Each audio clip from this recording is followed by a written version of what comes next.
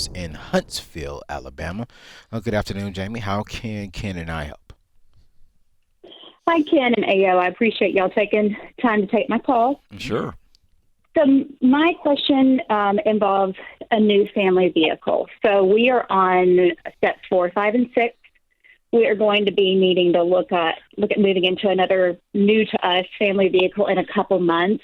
And so my question is how to determine the amount of money that is appropriate for us to spend on another vehicle. All right, so talk me through the process. How much money do you have saved right now to go towards a car? So we have saved $50,000, not for a car, but just have put that kind of money aside. We have other home items and other things that we know on down the road we're going to spend money on. But when I look at a family vehicle, it kind of ranges from $17,000 to $27,000. And the fiscally smart side of me, I've always been very frugal. I'm like, well, let's look at the lesser expensive. But then if we do the $27,000, then that'll give us a little bit more accessories, maybe a little bit more longevity and more comfort. Yeah. This $50,000, is that your emergency fund? No, okay, not so, including. So we that's have $50,000 on the top 3 of to that. 6 days. Okay, Yeah. cool. How much do you make a year? 120. Household. That's your household income, 120? Correct. All right, cool. So here's what I generally teach, that your car's value should not be worth more than 50% of your yearly income. Okay. So with that being said, you can look at a $60,000 car if you paid for it cash worth. Okay. You're going to buy a car that's 3 to 5 years old, nothing newer than, not a 1-year-old, not a current model, not a brand new one. And so for you saying you want to spend $27,000 on a vehicle, as long as that is not coming out of your emergency fund, it's not going to stop you from investing into baby step number 4. $27,000 with your income is perfectly fine. All right. So that's what I would recommend. Now, let me also say this. I'm a car guy. Ken's a car guy.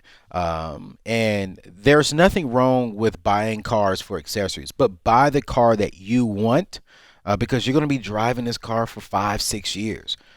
So I wouldn't say like, hey, go buy a $10,000 car. I mean, you're debt free. You have a fully funded emergency fund. I want you to enjoy baby steps 4, 5, 6, and 7 within the proper means. So buying a $27,000 car at your season of life and stage of life, there's nothing wrong with that. You see anything wrong with that, Ken? I don't. I think this comes down to priorities. Of the 50,000, is there a specific amount of that 50 that's earmarked towards the house and other valuable things as well? Well, no. I mean, everything is completely functional in the home, but we're going to want to upgrade and expand our kitchen at some point.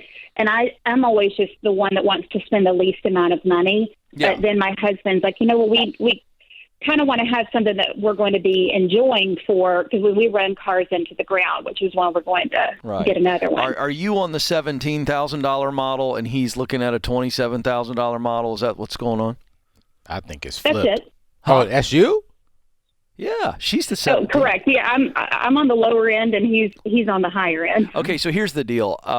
Since there's nothing in that 50,000 that's earmarked towards something that's super high priority, and you understand what I'm saying. I know eventually the kitchen, that's going to add some value to your home. I think it's a good expenditure.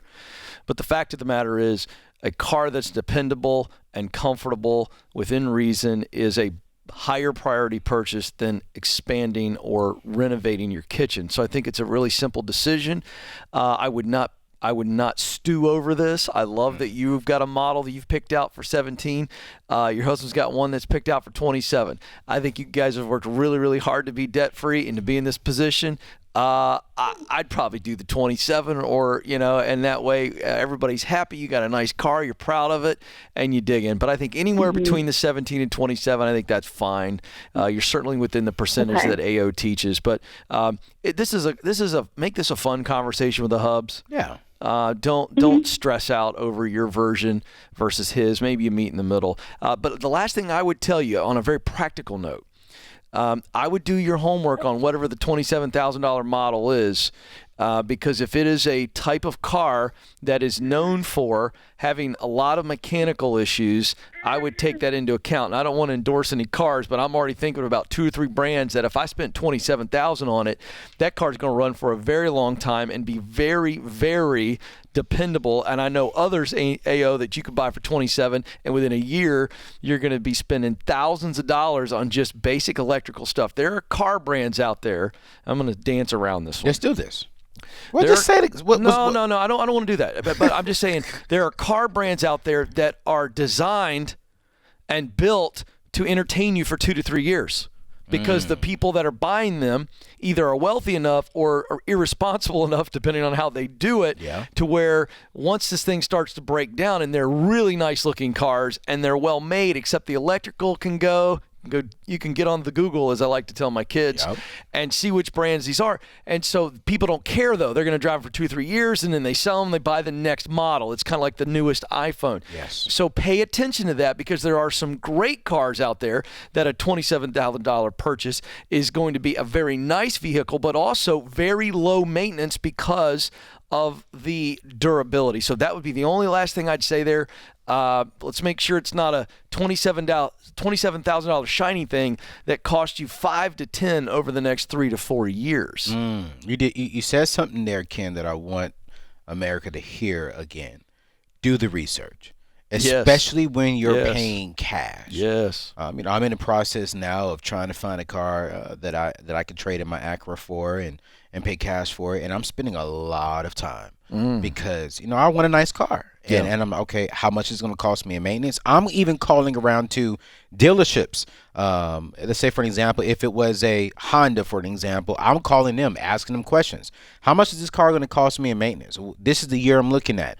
What are the most common issues that come up around this mileage? What should I expect in the future?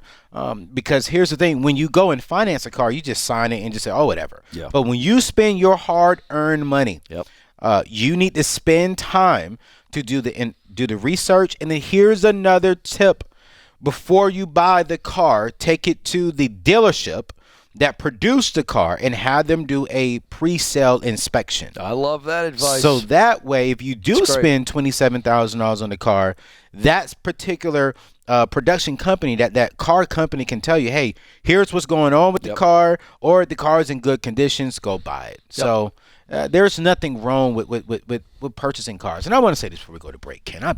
Every time I hear this, I get a little funny. Tell me if I'm wrong, okay? Tell me if I'm wrong right here, live on the show. When people get in baby steps 4, 5, 6, and 7, they still act like they have to have this cheap life that they can't enjoy.